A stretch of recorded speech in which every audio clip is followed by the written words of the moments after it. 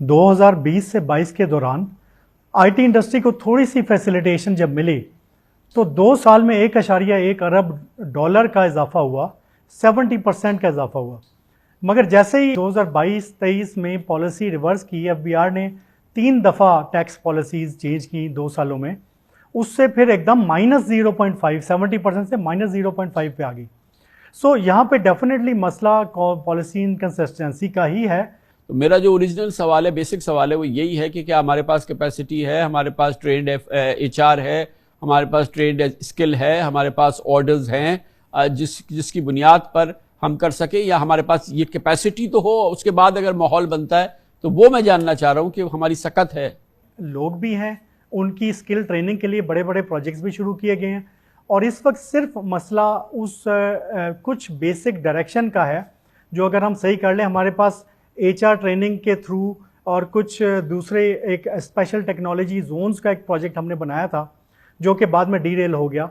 अगर special technology zone के project को दोबारा एग्जीक्यूट किया जाए वर्चुअल वे में नहीं, उसके असल स्ट्रेटजी के मुताबिक, और साथ में स्किल ट्रेनिंग पे फोकस किया जाए, मेरे ख्याल में वी आर रेडी।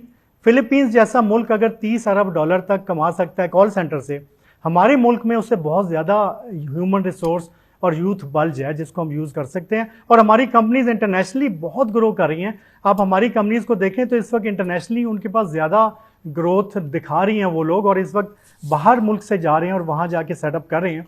तो अगर इनको मौका दिया जाए, एक एनेबलिंग एनवायरनमेंट दें, और ये जो एक तो policy consistency, special technology zone का मसला और कंपेटिटिवनेस का मसला, कि ऐसी पॉलिसीज आ रही हैं जिससे जो कंपनी रजिस्टर कर रहा है उसको 10 से 15% रेवेन्यू का देना पड़ता है। जो रजिस्टर नहीं करता, इलीगल तरीके से काम करता है, तो वो उसको कुछ पूछा नहीं जाता। और मैं वही देख रहा हूँ जैसे आपने बताया कि टेक्सटाइल सेक्टर को इतनी मराहत दी गई और उन्होंने कुछ डिलीवर नहीं किया।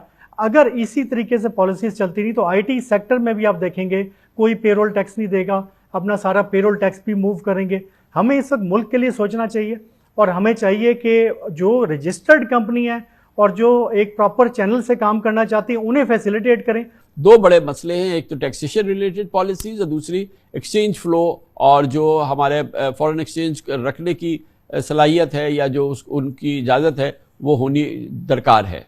कमरान खान साहब, मसाइल की तो लिस्ट है, मगर जैसे एक्सचेंज रेट से हमारी इंडस्ट्री इतनी ज़्यादा मुतासर इसलिए नहीं होती कि हम लोग डॉलर में कमाते हैं, और उसमें थोड़ा सा हमें कवर मिल जाता है कि अपनी वर्कफोर्स को उसके असरात से शील्ड करें। वन विंडो ऑपरेशन की रास्ते की सबसे बड़ी रुकावट क्या है सैयद अहमद साहब?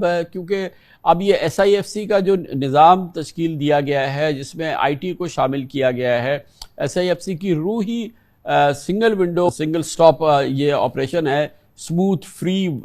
तो इस हवाले से क्या कोई डेवलपमेंट हो रही है SIFC के बनने के बाद आपकी मालूमात में सैयद अहमद साहब?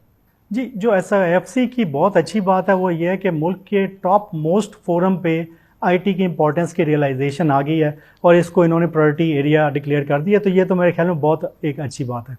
मगर जो प्रॉब्लम है वो ये है कि जैसे हमारे इदारे हैं, स्टेट बैंक, FBR से लेकर दर्जनों इदारे हैं, ये मुल्क में इंडस्ट्रियल माइंडसेट से चल रहे हैं। अयूब दौर में जो इंडस्ट्रियल रिफॉर्म हुए उस टाइम पे IT एग्जिस्ट नहीं करती थी, और उसके बाद IT सेक्टर के लिए नॉलेज इकॉनमी रिफॉर्म्स आज तक नहीं हुए और हमारी ब्यूरोक्रेसी IT सेक्टर को समझती नहीं है।